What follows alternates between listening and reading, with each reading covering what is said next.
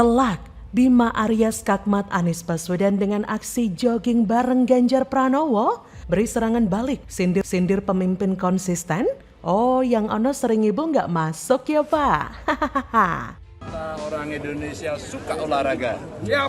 Dan setidaknya saya senang sekali karena begitu banyaknya kelompok-kelompok klub-klub lari. Kita rajin berolahraga, maka tidak hanya tubuh kita yang sehat, tapi otak kita juga insya Allah sehat. Ya, senang aja melihat Mas Ganjar mendorong anak-anak muda untuk terus konsisten lari. Ini kan salah satu konsistensi pemimpin untuk terus olahraga.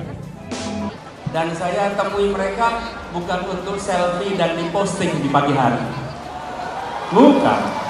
Saya bukan lari-lari untuk posting foto.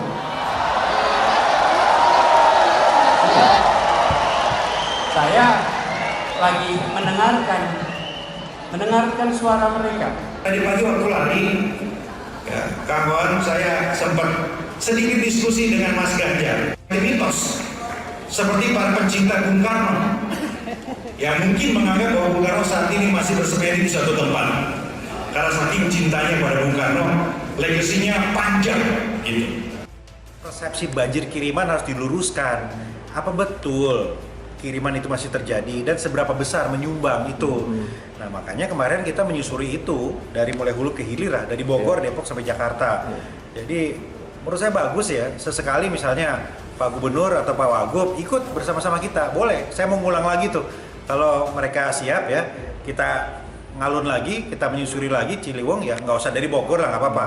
Dari Depok aja sampai pintu air Manggarai, kita sama-sama ke sana sehingga bisa terbayang lah. Hai, selamat datang di channel Redaksi Jurnal bersama JJ. Wali Kota Bogor Bima Arya Sugiarto sempat menemani Gubernur Jawa Tengah sekaligus Baca Pres Ganjar Pranowo untuk berolahraga pagi di Stadion Pakansari Cibinong Bogor. Sambil berlari pagi, Bima Arya dan Ganjar membicarakan sejarah Bogor hingga rencana pertemuan PDIP dan PAN. Bima Arya melontarkan pujian kepada Ganjar. Menurutnya, politikus PDIP itu merupakan sosok yang konsisten menjalani olahraga lari. Sepanjang menemani Ganjar berlari di Pakansari, Bima Arya turut menceritakan sejarah Kota Bogor yang akan berulang tahun besok. Bima yang menjabat sebagai Wakil Ketua Umum PAN mengaku sempat membicarakan rencana pertemuan PDIP dengan PAN pada sore hari. Kehadiran Ganjar disambut antusias warga yang ada di lokasi dengan teriakan Presiden. Ganjar yang menggunakan kaos hitam bertuliskan "Kalau mau sehat ayo olahraga", kemudian membalas dengan senyum dan berbaur dengan warga yang sedang berolahraga. Pertemuan Bima Arya dan Ganjar tentu menjadi kode politis yang mungkin ada hubungannya dengan Anies Baswedan. Karena di beberapa momen, Bima Arya sering berseteru dengan Anies Baswedan. Perseteruan itu bukan tanpa sebab Ferguson. Hal itu karena ketidakbecusan Anies selama menjadi Gubernur Jakarta. Dan momen kebersamaan Bima Arya dengan Ganjar tentu sebagai sindiran kepada Anies yang telah menuduh Ganjar yang tidak-tidak. Yang terpenting kerjanya nyata, gak cuma bisa kambing hitamkan koleganya. Bima Arya sejatinya cukup telak menampol eksistensi Anies sebagai mantan gubernur ibu kota. Seorang pemimpin memang harus siap dengan konsep, bukan sekedar nyinyir lawan politiknya. Seorang pemimpin memang harus konsisten, tapi bukan konsisten ngibulnya ya. Itu contoh cara berpikir seorang pemimpin yang benar, mempertimbangkan banyak hal. Gak hanya memutuskan dengan nyinyiran agar kelihatan bekerja. Padahal kebijakan yang diputuskan Anies malah mendatangkan banyak kritik dari berbagai pihak. Tapi jika diperhatikan, tindakan Bima Arya itu bisa jadi merupakan perintah Presiden Jokowi juga yang kerap memakai orang lain untuk menyentil Anies. Tentunya orang lain itu yang jauh lebih baik kemampuannya daripada Anies.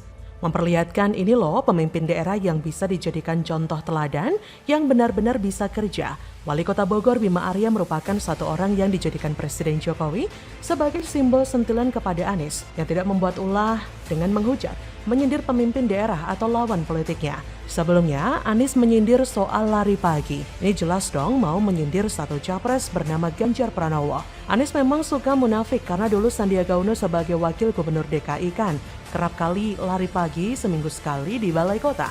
Alasannya untuk hidup sehat sekaligus mengurangi kemacetan. Bahkan Sandiaga kadang bersepeda juga ke kantor.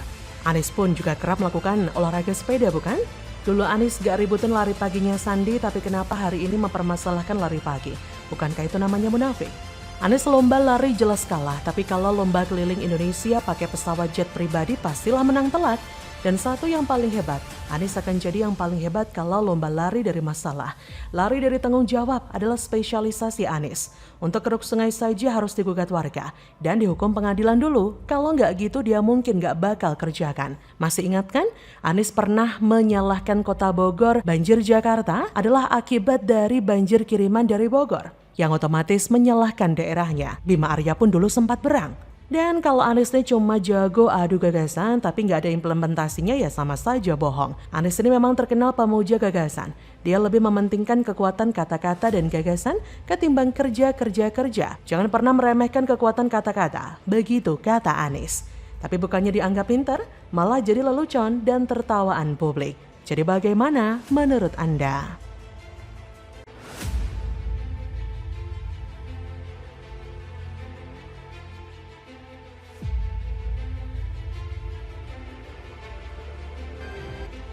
Senjata makan tuan, kader Mercy keceplosan bongkar borok Pepo SBY, sindir Jokowi gunakan istana untuk kepentingan pribadi, lah Pepo malah mantu 2 kali pakai istana. Mas Ahaye?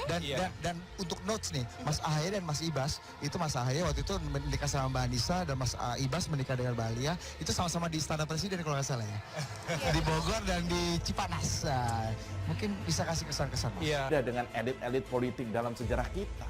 Di mana pernikahan seringkali menjadi medium politik untuk menyatukan dua dinasti politik agar terkonsolidasi melalui pernikahan. Sehingga seringkali anak-anak para pemimpin sebuah negara atau partai politik menjadi tumbal bagi ambisi politik orang tua. Kepala Badan Komunikasi Strategis Partai Demokrat Herzaki Mahendra menyentil Presiden Joko Widodo atas penggunaan istana negara untuk kepentingan pribadi. Sebelumnya, Presiden Jokowi mengundang Ketua Umum Partai Politik pendukung pemerintahan untuk bertemu di Istana Merdeka pada 2 Mei 2023. Ada 6 Ketua Umum Parpol yang mendapatkan undangan. Melihat hal itu, Herzaki pun menyindir Presiden Jokowi dengan mempertanyakan bahwa mengapa presiden-presiden sebelum Jokowi tidak menggunakan istana untuk kepentingan pribadi atau kelompoknya saja. Pertanyaan tersebut pun diungkapkan oleh Herzaki lewat akun Twitter pribadinya. Melihat pertanyaan itu, bukannya mendapat atensi atau respon yang baik dari warganet, tapi boroknya Demokrat malah dibongkar habis.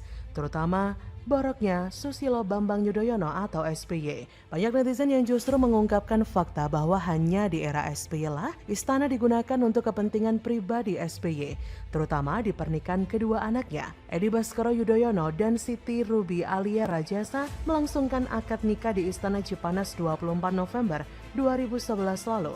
Perhelatan yang sama digelar sebelumnya di Istana Bogor saat Presiden SBY menikahkan sang putra sulung Letnan 1 Infanteri Agus Harimurti Yudhoyono dengan Anissa Larasati Pohan. Pernikahan itu digelar pada Juli 2005 silam.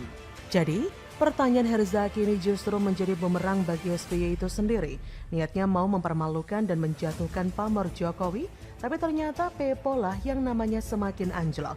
Lain kali kalau mau nyinyir, buka dulu agenda masa lalu junjunganmu. Jangan sampai udah kelepasan bacot, malah jadi blunder yang justru mempermalukan Mbak SBY.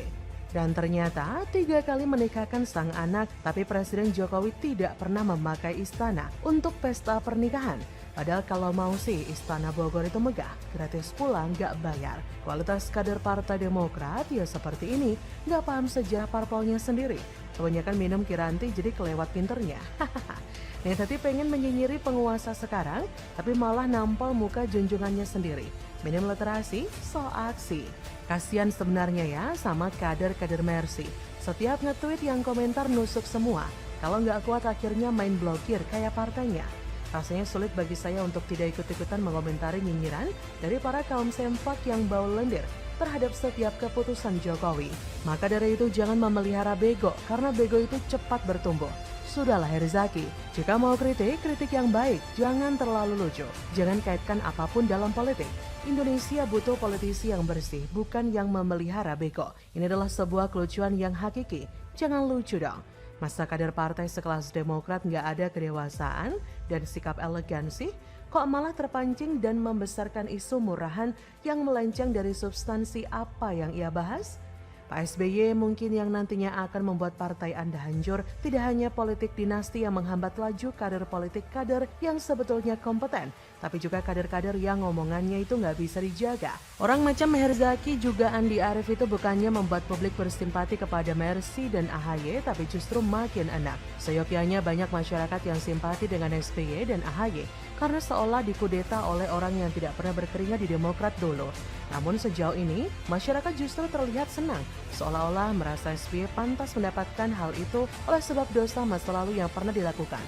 Aib-aib Pepo di masa lalu juga ramai-ramai kembali dibuka oleh masyarakat, bahkan oleh kadernya sendiri. Bagaimana menurut Anda?